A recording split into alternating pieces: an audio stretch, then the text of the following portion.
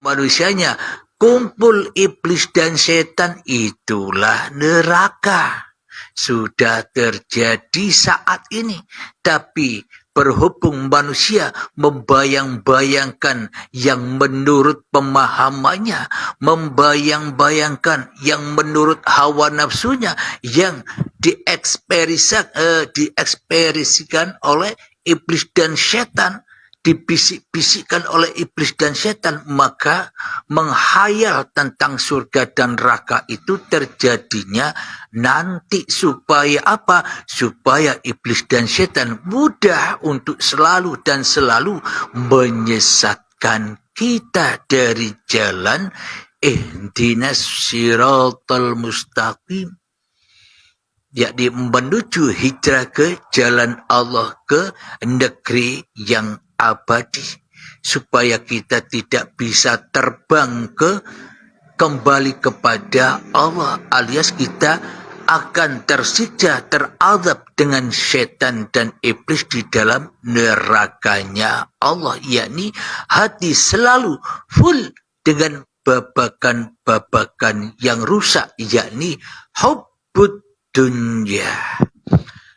Alhamdulillahirabbil alamin. Sebelum kita melanjutkan, marilah kita latihan menghening-heningkan, latihan membersihkan kotoran-kotoran yang ada di dalam hati kita, supaya dengan mudah kita berangkat berkendaraan uripi Allah, menyusuri ihdinas siratal mustaqim, menyusuri what kehidupan ini hingga sampai ajal menjemput, sampai syakaratul maut tiba, supaya kita selamat di dalam hari kiamat, selamat di dalam hari pertanggungjawaban.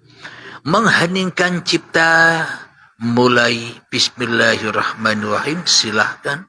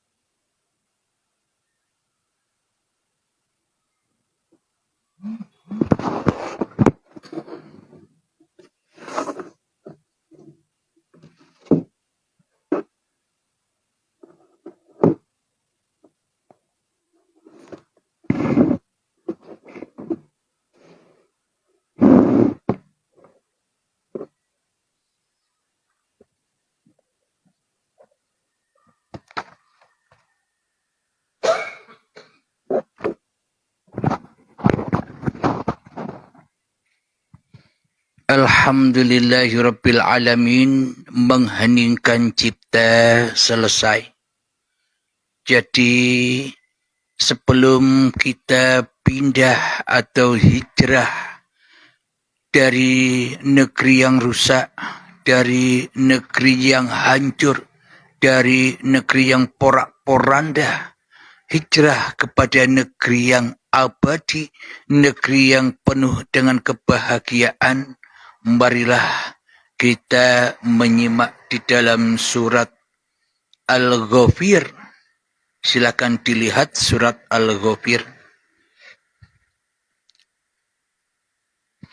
Bismillahirrahmanirrahim. Hamim.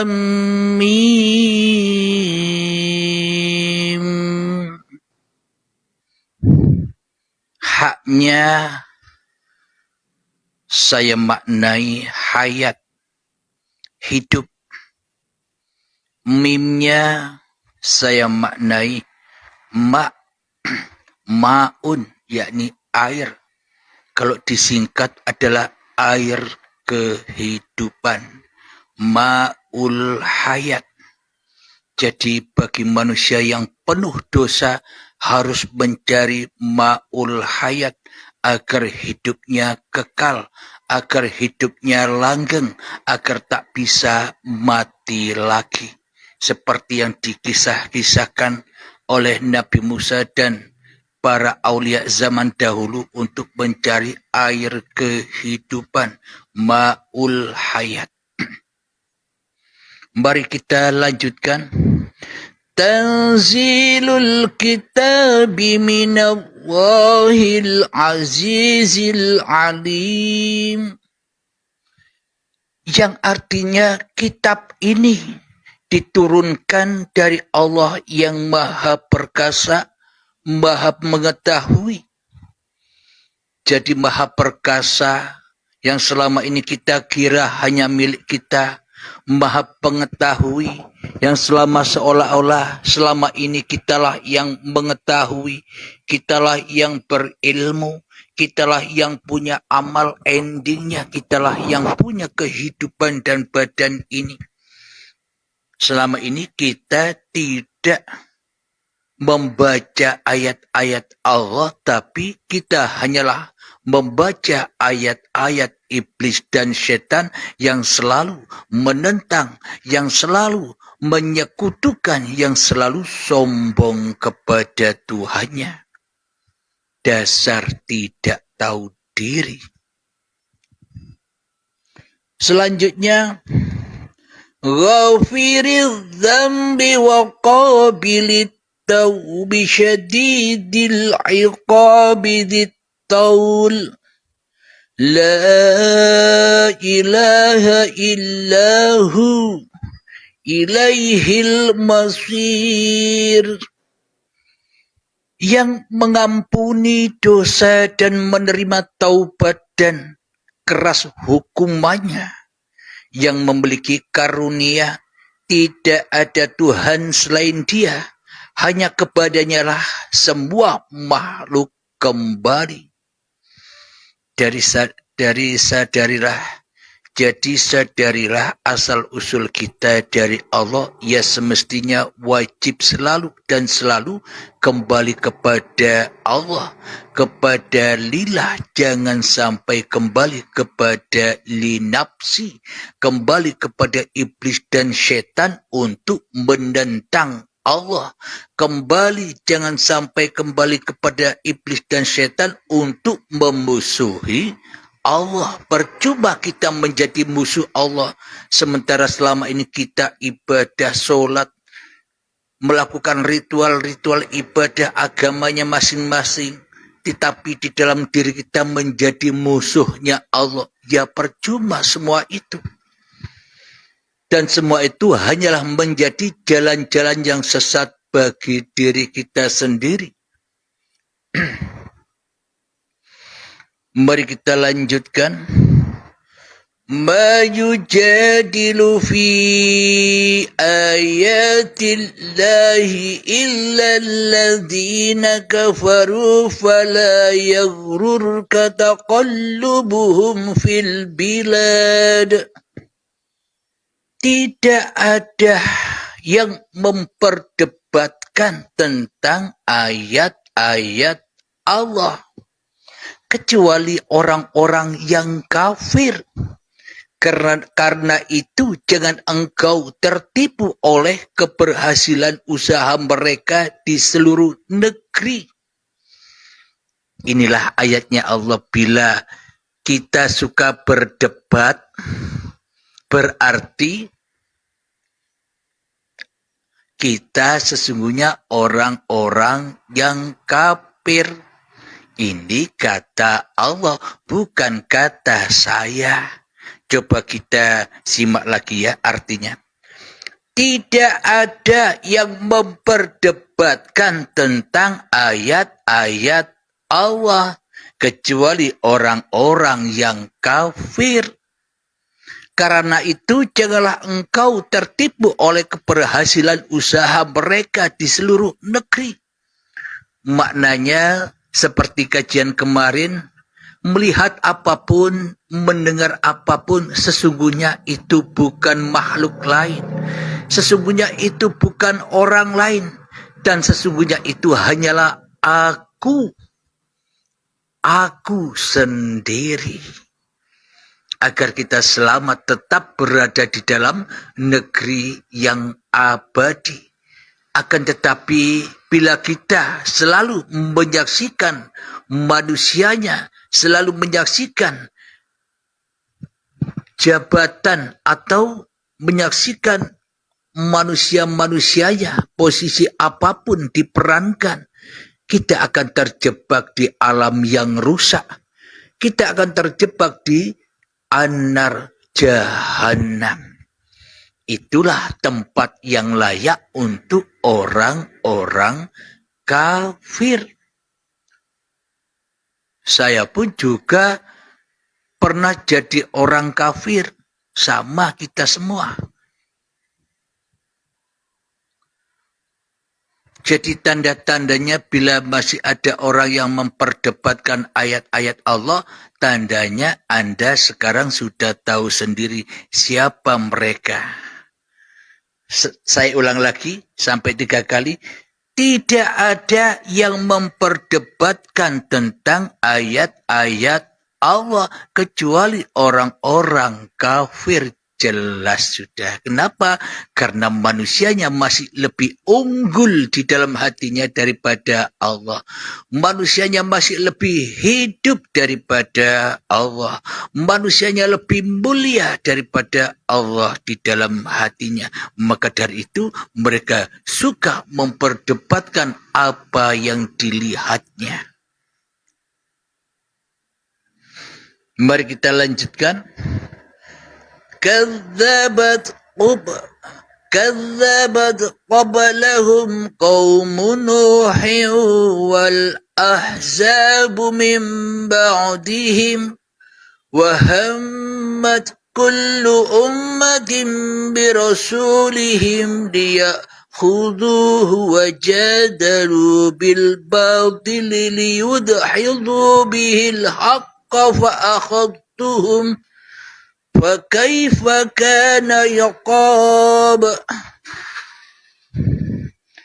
Sebelum mereka kaum Nuh dan golongan-golongan yang bersekutu, setelah mereka telah mendustakan Rasul, dan setiap umat telah merencanakan tipu daya terhadap Rasul mereka untuk menawan, dan mereka membantah dengan alasan yang batil untuk melenyapkan kebenaran. Karena itu aku tawan mereka dengan azab, maka betapa pedihnya azabku, kata Allah subhanallah.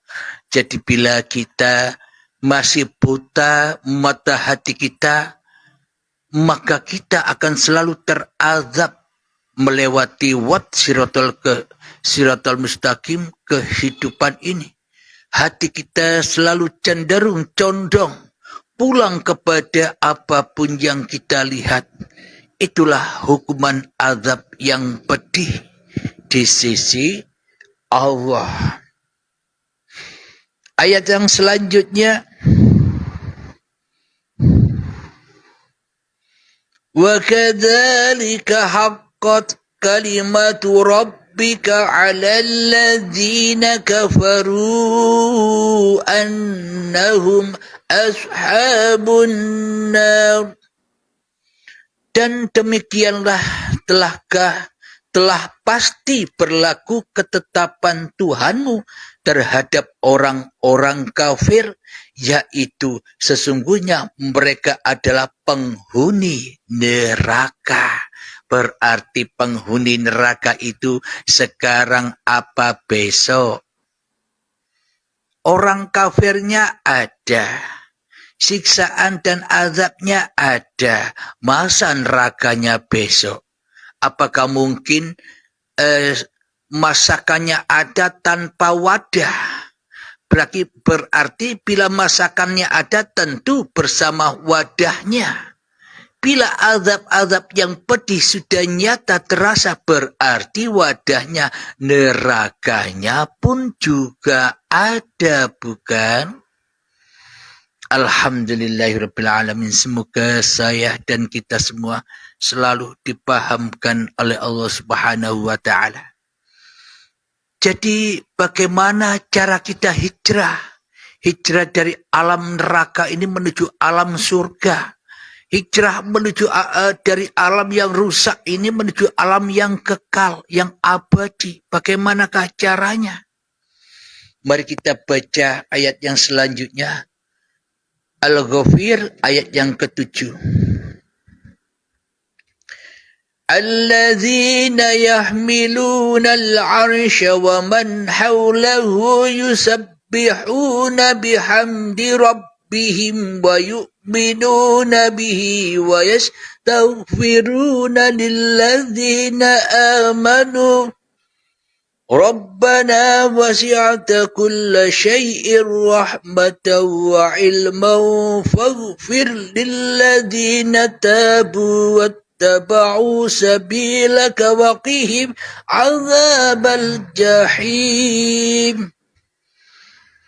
Yang artinya malaikat-malaikat yang memikul arsy dan malaikat yang berada di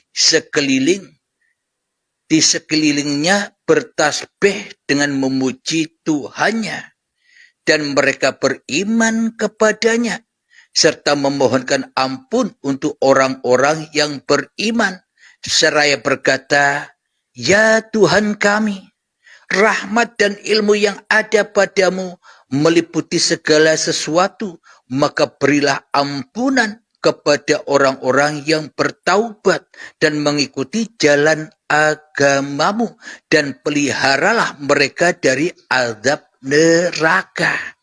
Berarti semua kejadian ini kan sekarang, sobat, bukan nanti neraka dan surga itu. Alhamdulillahirrabbilalamin. Yang dimaksud malaikat-malaikat memikul arsy dan malaikat yang berada di sekelilingnya bertasbih dengan memuji Tuhannya. Apa aras itu? Aras itu adalah ketika malaikatnya sudah hancur lebur di dalam uripe Allah, itulah ars itu. Dan ketika manusianya sudah hancur lebur kemanusiaannya, kepada uripe Allah lah manusia kembali. Yaitulah yang dimaksud bertasbih itu mensucikan Allah. Kenapa? Karena yang ada hanya Allah. Bagaimana mungkin manusia bisa mensucikan Allah bila manusianya masih ada? Jadi untuk mensucikan Allah itu kapan? Ya ketika manusianya sudah tak ada lagi, maka sucilah Allah. Ketika kewujudan manusia di hatinya sudah tak ada lagi, maka wujudlah Allah. Ketika kebesaran manusianya di dalam hatinya sudah tak wujud lagi, maka besarlah Allah. Ketika manusianya di dalam hatinya tak hidup lagi, maka hiduplah Allah. Ketika manusianya di dalam hatinya sudah tak berilmu lagi, maka berilmulah Allah. Itulah yang dimaksud bertasbih. Jadi yang suci ya Allah sendiri. Tak ada makhluk yang bisa mensucikan Allah kecuali zatnya sendiri, kecuali uripe Allah dewe.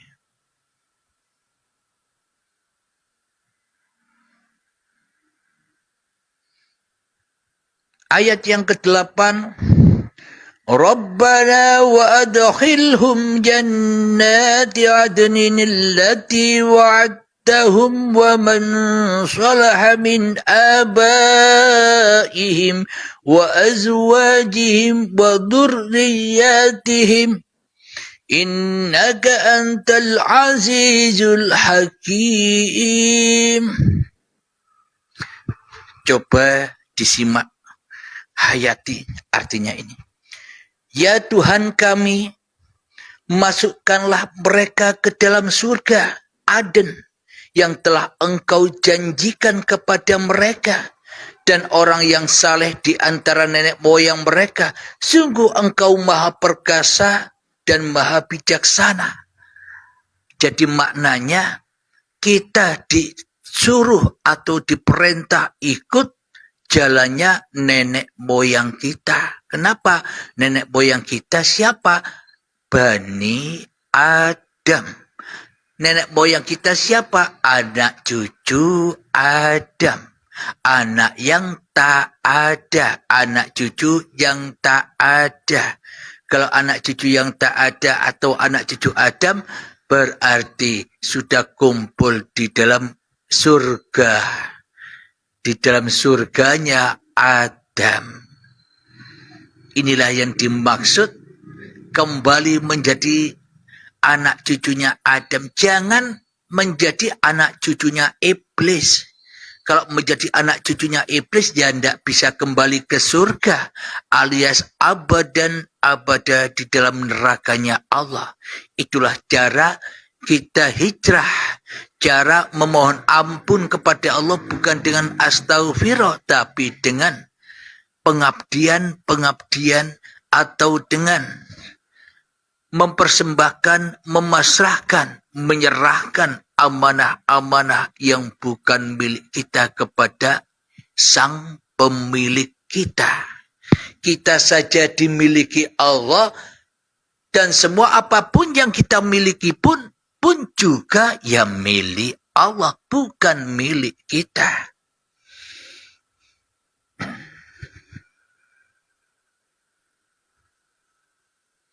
Itulah cara pindah dari alam fana kepada alam baqo, atau pindah dari negeri yang rusak menuju negeri yang abadi, negeri yang langgeng sebelum ajal menjemput, sebelum syakaratul maut. Alhamdulillahirrabbilalamin. Semoga saya dan semoga kita semua senantiasa selalu di dalam kehanyutan uripe Allah. Amin ya rabbal alamin. Sebelum kita akhiri, marilah kita gembahkan salawat dari mintaful bala. Allahumma salli ala sayyidina Muhammad wa asghili ظالمين بظالمين وأخرجنا من بينهم سالمين وعلى آله وصحبه أجمعين. الحمد لله رب العالمين. Allahumma ya qadiyal hajat, Allahumma ya mujibad da'wat, Allahumma ya rafi'ad darajat, Allahumma ya muhillal muskilat, Allahumma ya syafiyal amrat, Allahumma ya kafiyal muhimmat, Allahumma ya dafi'al baliyat. Allahumma akhtim lana bil iman, Allahumma akhtim lana bil islam. Rabbana atina fid dunya hasanah wa fil akhirati hasanah wa qina adzabannar. Wa sallallahu ala sayyidina Muhammad wa ala alihi wa sahbihi wa sallam. Walhamdulillahi rabbil alamin. Assalamualaikum warahmatullahi wabarakatuh.